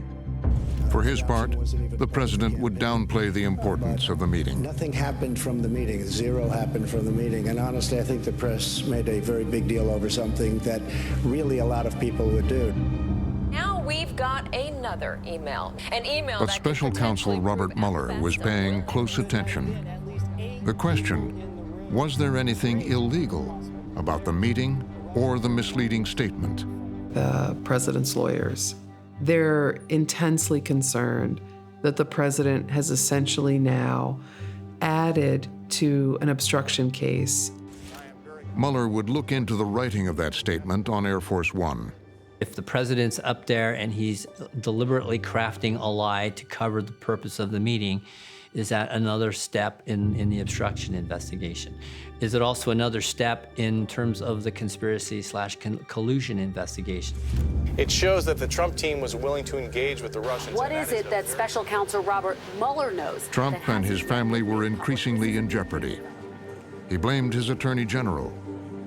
Over the summer, the role Jeff Sessions has played or refused to play by recusing himself from overseeing this investigation increasingly grates on Donald Trump. It's like the pebble in his shoe, the original sin of the Russia investigation from his point of view. The president decided to provoke a confrontation with Sessions. He invited 3 reporters into the Oval Office to send Sessions a message on the front page of the New York Times. Maggie Haberman and Mike Schmidt and I go in to interview President Trump, and suddenly, without any notice, really, he starts really trashing Jeff Sessions. He should have never recused himself. And if he was going to recuse himself, he should have told me before he took the job, and I would have picked somebody else. We had reported in the past that he was unhappy with Sessions, but we hadn't heard him say that out loud in a public way like that. He was absorbed by it, he was dwelling on it, and he wanted to get this message out. It's extremely unfair, and that's a mild word, to the president. He was telling the world that he didn't have confidence in his own attorney general, and it was remarkable. And in case Sessions didn't get the message it was time for him to leave, on Twitter, the president ramped up the attack. Attorney General Jeff Sessions has taken a very weak position on Hillary Clinton crimes. Why didn't AG Sessions replace acting FBI Director Andrew McCabe, a Comey friend? So why aren't the committees and investigators, and of course our beleaguered AG, looking into crooked Hillary's crimes and Russia relations? In attacking Jeff Sessions, he's attacking the very nature of the Attorney General's role, and he's attacking the very nature of the Department of Justice. But on Capitol Hill, where Sessions served in the Senate for 20 years, he had powerful allies prepared to fight back against the president. So when Donald Trump signaled that he wanted to get rid of Jeff Sessions, his allies, Jeff Sessions' allies in the Senate, stood up for him, actually very strongly, in a way that they had not stood up to the president on other issues. Mitch McConnell, the majority leader, and Chuck Grassley, the Judiciary Committee chairman, make very clear they stand by Sessions. Whatever you may think of Sessions, he had a lot of support in Congress. And Trump ultimately realized that he probably would not be able to have a replacement confirmed if he actually went ahead and got rid of Sessions. The president was stuck. Sessions wasn't going anywhere. In the private world, in which Citizen Trump and I come from, if you hire a lawyer and the lawyer says, "I'm sorry, I can't do the job that you hired me to do," or "I can't do 50% of the job you hired me to do," you say, "Fine, you're fired. I'll go find somebody else." And apparently he feels like he's stuck with his current attorney general because the Senate has a say in this too. So far, Trump's strategy of confrontation hadn't worked. Now, Trump reluctantly changed tactics. He would turn to lawyers steeped in the ways of Washington. We're going to bring in the professionals now. And they bring in some people who have real Washington pedigrees, who know certainly who Robert Mueller is, and who are going to cooperate and are going to kind of play by the rules. John Dowd, a longtime Washington criminal defense specialist, and Ty Cobb, an expert trial lawyer, joined the team. Ty Cobb is openly saying, "I have great respect for Bob Mueller. I think he's a patriot." And so he says to Mueller, I'm here and we want to be cooperative. Their get-along strategy, providing more than 1 million documents, agreeing to interviews with White House staff, and keeping the president from tweeting. You're trying to keep him in the box. You're trying to make sure that he doesn't do something really stupid. I mean, whether it's a tweet or it's a, ill-timed statement, a public statement. Since the president relied on cable TV for information, The White House, they hope the investigation will be done within a month or so. his lawyers wanted him to hear a positive message. They expect the probe to be over soon. His lawyers are telling him that, in the words in the story, there's a light at the end of the tunnel. This investigation's coming into an end soon. They're trying to keep him calm. They're trying to keep him not only from tweeting. In Washington, they said Cobb was speaking to an audience of one. There's no reason for it not to conclude soon. What is soon? Well, soon to me would be within the next, 4 to 6 weeks.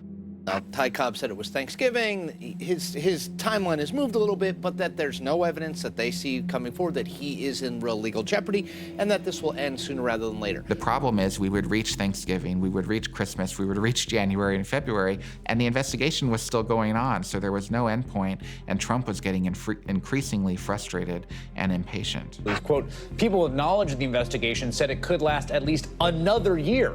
Are much more skeptical, saying there's little indication that Mueller is wrapping up his work. Using the word expeditious and special counsel or independent counsel in the same sentence is usually a mistake. In fact, Robert Mueller's office was running at full speed. This is an investigation that is humming. It is moving. Every day before 6 a.m., Bob Mueller comes into the garage, slips in. Witnesses will come in through the garage. They're bringing in every single White House official they can. Meanwhile, they're talking through all the different Russian interference on social media. This is a sprawling, active investigation. Now there's this new reporting from the Wall Street Journal reporting that Special Counsel Robert Mueller's examining. Some of Mueller's investigation was finally going Special public. Counsel Robert Mueller has issued subpoenas. Trump campaign foreign policy aide George Papadopoulos pled guilty to lying about Russian contacts. We learned that former Trump aide George Papadopoulos has pleaded guilty to making false statements. Trump's campaign chairman Paul Manafort and his deputy Rick Gates were indicted on numerous charges ranging from conspiracy to money laundering. Reporting that Manafort and his former business associate Rick Gates were told to surrender to federal authorities this morning. Mike Flynn pled guilty to that charge of lying to the FBI. White House National Security Advisor Michael Flynn has pleaded guilty The to get-along strategy had failed. Robert Mueller is now issuing his first. He eventually just came to the conclusion that I made a mistake. I should have come out fighting, given in to my own instincts from the very beginning. And I think once the end of the year came and the inquiry hadn't gone away, so what he'd been told by his lawyers turned out to be completely incorrect. That Mueller's team is no longer just asking the Trump Organization for information, they're legally demanding. The final straw, news that Mueller issued a subpoena directed at Trump's private company, the Trump Organization. This hour, Special Counsel Robert Mueller has subpoenaed the Trump Organization. The president, week in, week out, is festering. He's unhappy with this special counsel. He keeps thinking, when is this going to end? He gets into screaming matches with Dowd and Cobb about the slow pace of everything. But Dowd and Cobb keep saying, look, we're trying to protect you, but on every other front, provide them with information. Lead lawyer Jon Dowd is now out. Dowd resigned the next week. Another legal team shakeup, signaling perhaps. Ty Cobb may be on his way out. Ty Cobb's days were also numbered. He's unhappy with everyone because it's not over. Trump's willingness to cooperate with the investigation was over. Of the United States is currently under a criminal investigation. And then the FBI dramatically escalated the showdown. Breaking news tonight, and it's a bombshell. The FBI raids the office of President Trump's personal lawyer, Michael Cohen. The president, as he watched the raid on television, was furious. Trump erupted. He was very upset. He was consumed by this news all day. It was very troubling for him and scary for him. FBI raiding his office, his home, and a hotel room. White House advisors are saying, can we turn off the televisions? All the president is doing, they say, is getting himself agitated. Click over to Fox. This is a Fox News alert. There's some breaking news today on... He watches CNN. The FBI raids the office of President Trump's personal lawyer. Go to MSNBC. The New York Times breaking the news in the last few minutes that the FBI has raided. He'll go back to CNN. Also seized emails, tax documents, and business records. And he'll just keep seeing those two words on the chyron, Michael Cohen, and it sends him into a rage. The no-knock raids by FBI agents were the result of a referral by Special Counsel Robert Mueller. To the president, it was a personal assault from the FBI, the Department of Justice, and Robert Mueller. A lawyer is just like a priest, a doctor, and a wife in terms of privilege. So I don't blame President Trump for being a little upset that somebody's looking into what he may have told his lawyers. The Cohen raid was a sign Trump's personal life in New York was colliding with his presidency in Washington.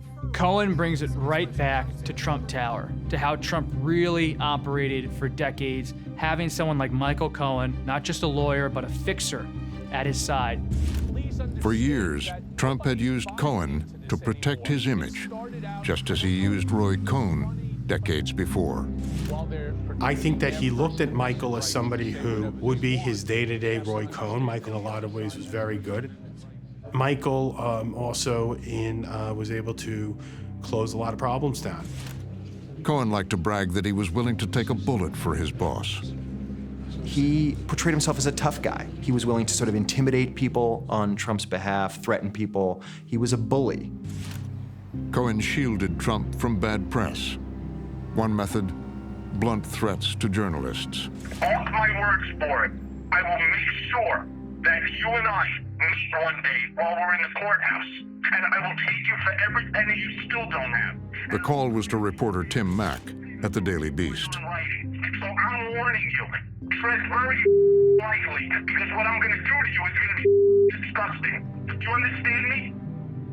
Don't think you're going to hide behind your pen because it's not going to happen. Michael Cohen basically just threatens this guy like some kind of low-life thug.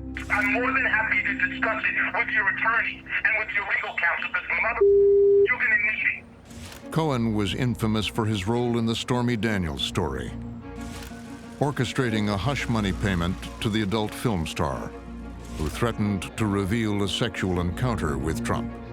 He cleans up messes. And an accusation about an affair, a demand for some kind of compensation to keep quiet, that's exactly the kind of problem that Cohen would like to try to solve for Donald Trump. Michael is very good at killing stories. He's gotten Trump out of a lot of issues, I would say, and that was his job, and he's done a good job out of it. Now Cohen was the target of a federal investigation, one which could expose the work he did for the president. There is a ton that he could tell prosecutors. A very real possibility that he's going to cooperate. Reportedly is connected to the Stormy Daniels story. CNN The day of the Cohen raid, the White House insisted it was business as usual. They invited the press into a national security meeting. But Trump wanted to go on the attack. Come on in, folks. Come in. So I just heard that they broke into the office of one of my personal attorneys. Good man, and it's a disgraceful situation. It's a total witch hunt. The president is so enraged and obsessed with what's just happened that he can't keep himself from talking about it. At a public briefing, he repeatedly uses the words disgrace, a disgrace. And it's a disgrace. It's frankly a real disgrace. It's an attack on our country in a true sense. Something clearly happens with the president after Michael Cohen comes under scrutiny from the Department of Justice. The president views that very much as a threat to him. These people have the biggest conflicts of interest I've ever seen, and I have this witch hunt constantly going on for over 12 months now. The investigation of Michael Cohen has to feel to the president like an arrow pointed directly at his chest. It has to feel that this is aimed precisely at uncovering the president's own history, both before he took office and since he took office, in ways that perhaps might be the most deeply sensitive to him. This is a pure and simple witch hunt. Thank you very much. Thank you. It's a whole other avenue of potential exposure, criminal exposure to the president. This was clearly someone who was a very close advisor and attorney to the president, and who was especially involved in what might be seen as the president's shady business. The raid on Cohen, Mueller's continuing investigation, there was even talk of impeachment. The president was determined to escalate, bring in a very different kind of lawyer. The president has done nothing wrong.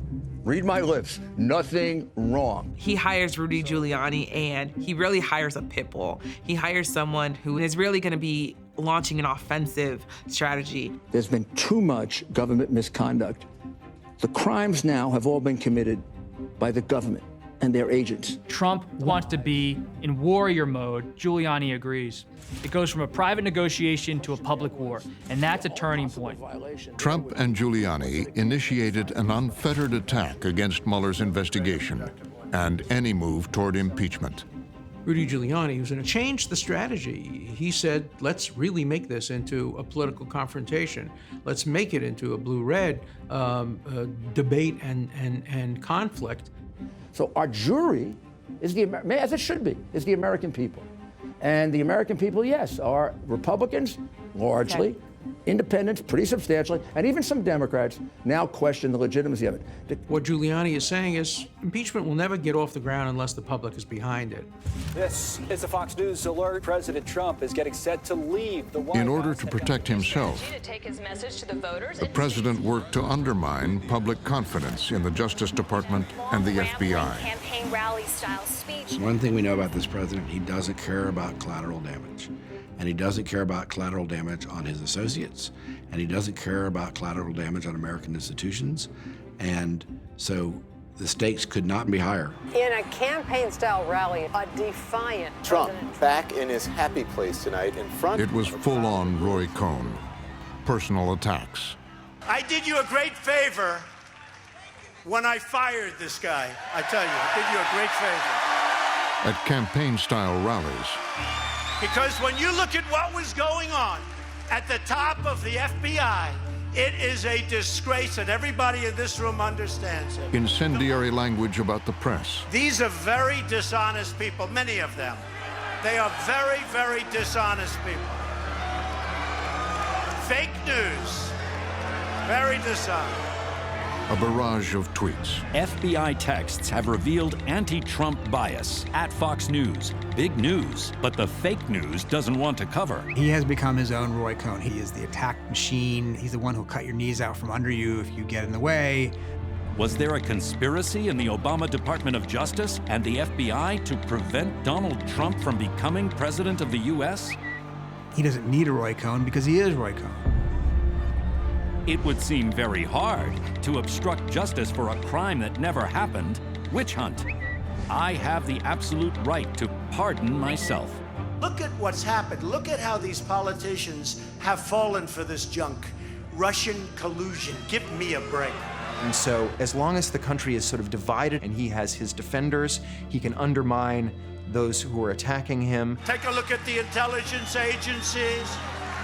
Honestly, folks, let me tell you, it's a disgrace. We got to get back down to business. It's a disgrace. It's basically a kind of divide and conquer kind of strategy. If we can stay in this kind of divided state, there will never be enough consensus behind the idea of impeachment to actually drive it forward. Top story we're watching this morning, FBI agent Peter Strzok set to testify. Will defend himself against allegations of bias in a public On hearing. Capitol Hill, House Republicans rallied behind the president and joined in his attack strategy. Republicans are in protect mode. Ahead of the midterm elections, they want to protect their president, a president they think is under siege from his own government. The hearing is going to be explosive. We will have full analysis and reaction. They saw that the Giuliani strategy was really quite effective. And if you go after Mueller and you go after the Justice Department, maybe it'll work. The Republicans target top FBI agent Peter Strzok.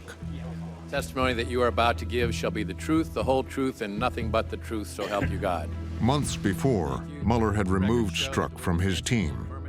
Pete Strzok is the embodiment of the president's defender's case, that the FBI and the Justice Department are biased against Donald Trump and the people surrounding him, and this whole investigation is tainted. The hearing focused on text messages critical of the future president between Strzok and an FBI attorney with whom he was having an affair. You want me to read this? Yes, please. Yes, sir. OMG, he's an idiot. July 19, 2016. Hi, how was Trump other than a douche? Melania? July 21st, 2016. Trump is a disaster. I have no idea how destabilizing his presidency would be. Ms. Page said, not ever going to become president, right? Right? No, he's not. We'll stop it. Repeat that again. No, he's not. We'll stop it. Peter Strzok did and said things that gave them ammunition to say, well, you must be biased, therefore the whole investigation is biased, therefore the whole thing is discredited. Strzok said his personal opinions didn't affect his work, and a DOJ Inspector General's report found no evidence that it had. You have come in here and said, I had no bias. And you do it with a straight face. And I watched you in the private testimony you gave. And I told some of the other guys, he is really good. He's lying. He knows, we know he's lying. And he could probably pass the polygraph. Point. It's amazing. Mr. Chairman. No, this is my Mr. time. Chairman, I'm sorry, point of order. It was an outcry of the Republican base, fed up with the establishment. A government was at war with itself in that moment. And Louis Gohmert was the congressman who personified that battle. It's my time. That's a gentleman from Rhode Island will suspend. No, the disgrace, what this man has done. The gentleman from Texas will suspend for a moment. There is the disgrace. And it won't be recaptured anytime soon because of the damage you've done to the justice system. And I can't help but wonder when I see you looking there with a little smirk, How many times did you look so innocent into your wife's eye and lie to her about Lisa? Mr. Chairman, this is outrageous. Credibility of a witness Shame is on always you, an issue. Mr. Chairman, please, Have you Mr. Chairman, this is intolerable harassment of the witness. What's wrong with that? You need your medication. Peter Strzok becomes a perfect exemplar for them. You know, the symbol of all that they can attach to this, cabal at the top of the FBI. Chaos on Capitol Hill. The circus landed in D.C. The fireworks on Capitol Hill unfolding on live TV at times. Republicans and Democrats clashing on Capitol Hill today in the nth degree. Republicans were now joining Trump's war against Mueller, the Justice Department, the FBI, and the threat of impeachment. Trump has stronger support among Republicans than just about any president of the last 8. He's caused a lot of politicians to cower before him. Politicians who otherwise are people of integrity and otherwise don't agree with any of this, and they've gone along because he controls the politics of his party, including their ability to get reelected. It's really an amazing thing.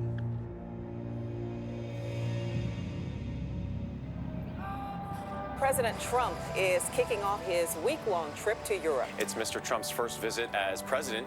He has The day after the Strzok hearing, Donald Trump made his first presidential visit to the United Kingdom. Trump also meeting with the Queen of England as the highlight of any president's visit to Just the then, United Kingdom. reporters at the Justice Department were told a surprise announcement was coming. We were sitting in the 7th floor of the Justice Department waiting for this news conference to begin. The mood in that room was very tense. There was a lot of excitement. People were wondering what would happen. And on the screen was CNN footage. Right now. Let me just stop you there. The Deputy Attorney General is speaking in Washington. Fascinating. Let's listen in. 11 of the defendants are charged with conspiring to hack into computers, steal documents, and release those documents with the intent to interfere in the election. Rod Rosenstein came out and said, "We have identified Russian GRU officers down to the offices where they sat and their exact names." According to the allegations It in was the a indictment, remarkable moment. the defendants worked for 2 units of the main intelligence directorate of the Russian General Staff, known as the GRU. I can't remember a split-screen moment quite like this. You have on one side the President of the United States visiting the Queen of England, and on the other side of the screen is Rod Rosenstein. A movie maker couldn't have scripted this more extraordinary. A nearly 30-page indictment laid out the details of the Russian hacking of the 2016 election. In granular detail. Unit 74455 was located at 22 Kirova Street, Khimki, Moscow. A building. The conspirators activated ex-agents keylog and screenshot function between 4:19 p.m. and 4:56 p.m. searched for certain words and phrases. It is by far the most extensive evidence laid out publicly that almost makes it irrefutable that Russia did do this. The indictments were the work of special counsel Robert Mueller. After a year of listening to Trump say this is all a witch hunt, this is all fake news, nothing is real, there was no collusion, here's Mueller's answer. Oh, really? Look at this. Look what we have. When we confront foreign interference in American elections, it's important for us to avoid thinking politically as Republicans or Democrats, and instead to think patriotically as Americans. Rosenstein, I'm quite sure, enjoyed going out there with an affirmation of Justice Department independence to be able to announce these indictments about something that Trump says is a witch hunt. He's been trashing this investigation for over a year. What a statement of DOJ independence. Well, you've been listening to the Deputy Attorney General with a news conference timed literally as the US President and his wife were walking into Windsor Castle for tea. The Deputy Attorney General... It was a dramatic scene, and for President Trump, yet again, the cloud, as he calls it, hangs over his entire presidency, that he doesn't really understand where it's going or what's coming next, and if it's coming for him. With tensions between the U.S. and Russia at the highest level since the Cold War. President Trump's Helsinki summit with President Vladimir Putin. 3 days later, in his first one-on-one summit with Vladimir Putin, President Trump showed little concern about the indictment of the Russian officers. We've been waiting for now for quite some time. It is very testy in here. I think everybody in the room knew that there was the potential that we were going to be witnessing something extraordinary. Then they came forward. On television around the world, they would answer a few questions.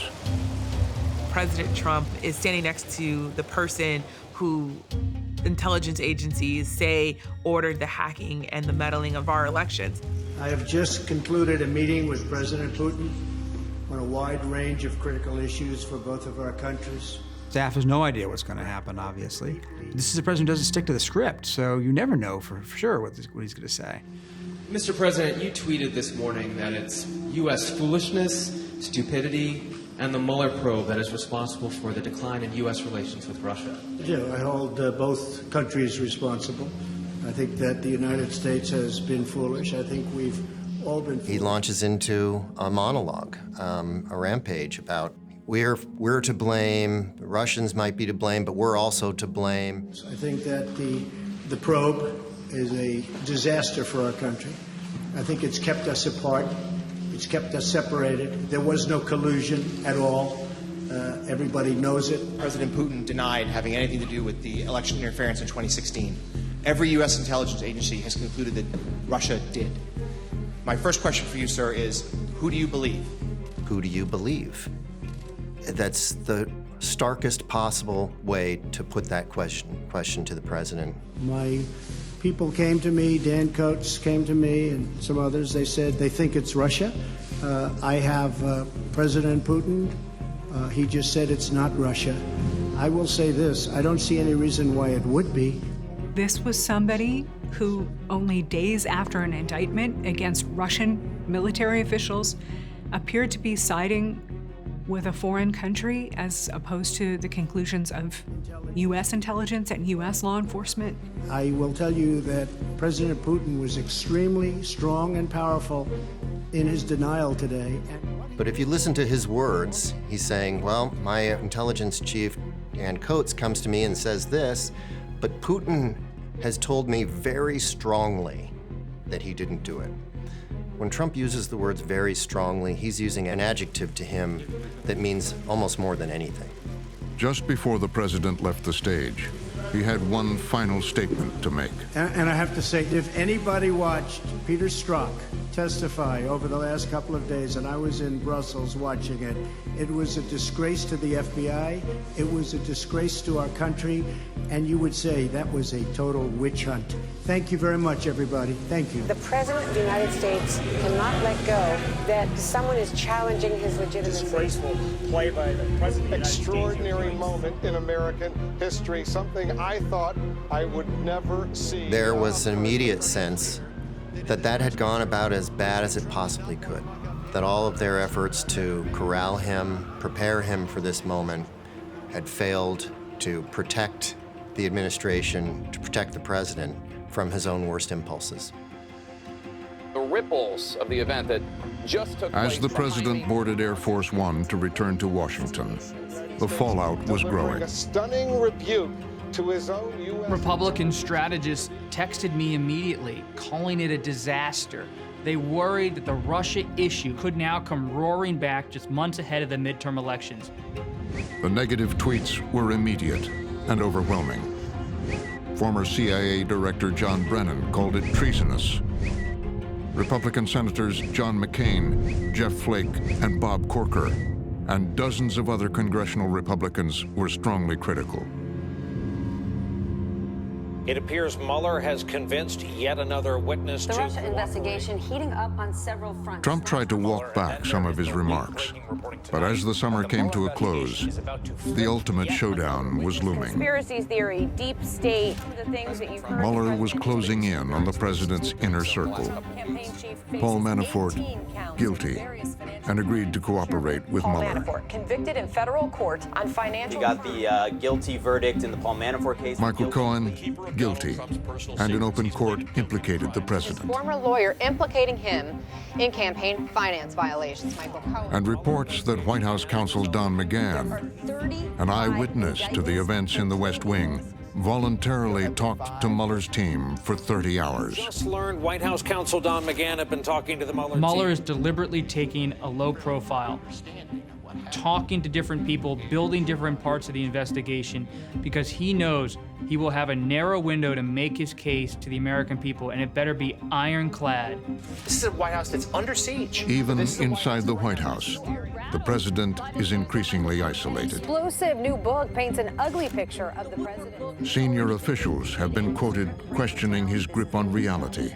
He's an idiot. It's pointless to try to convince him of anything. He's gone off the rails.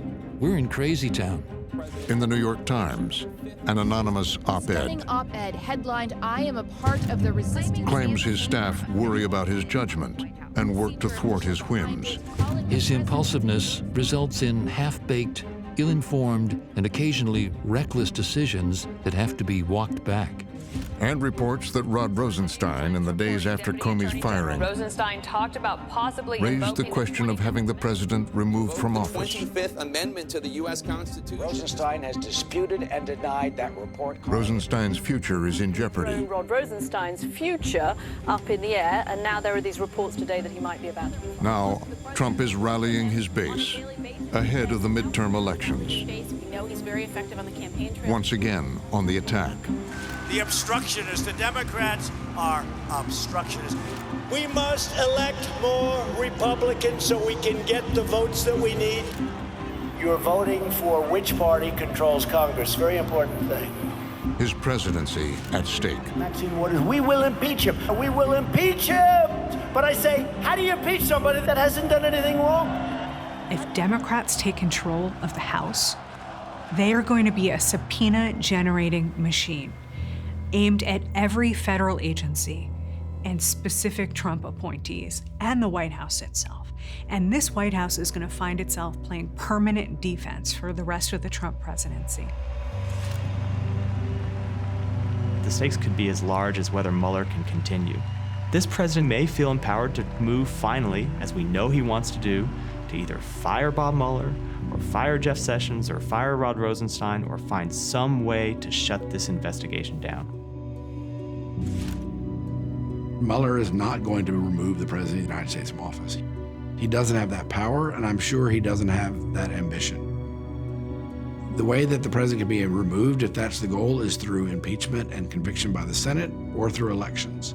And both of those involve heavy doses of the involvement of the American people, either through their representatives in Congress or through elections. And that's why, at the end of the day, it's the American people who are going to decide Trump's fate.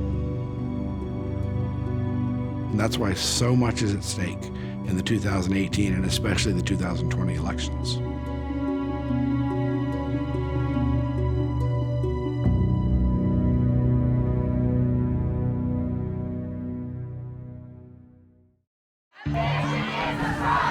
They're paying into a pension that the state promised is going to be there. They have effectively raided pension funds. The bill will come due. Many pension funds take on more risk. They're trying to gamble their way out of the problem. Get the New York money managers out of my pension! This is a crisis of epic proportion. Next time on Frontline.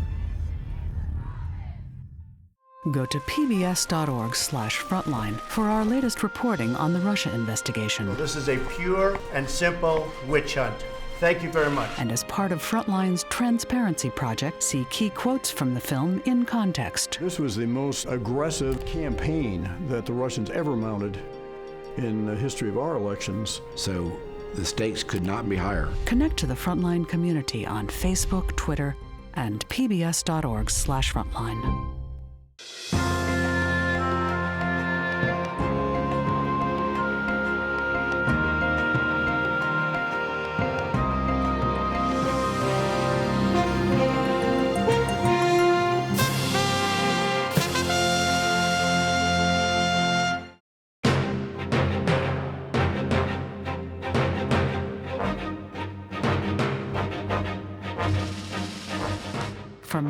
this and other Frontline programs, visit our website at pbs.org/frontline.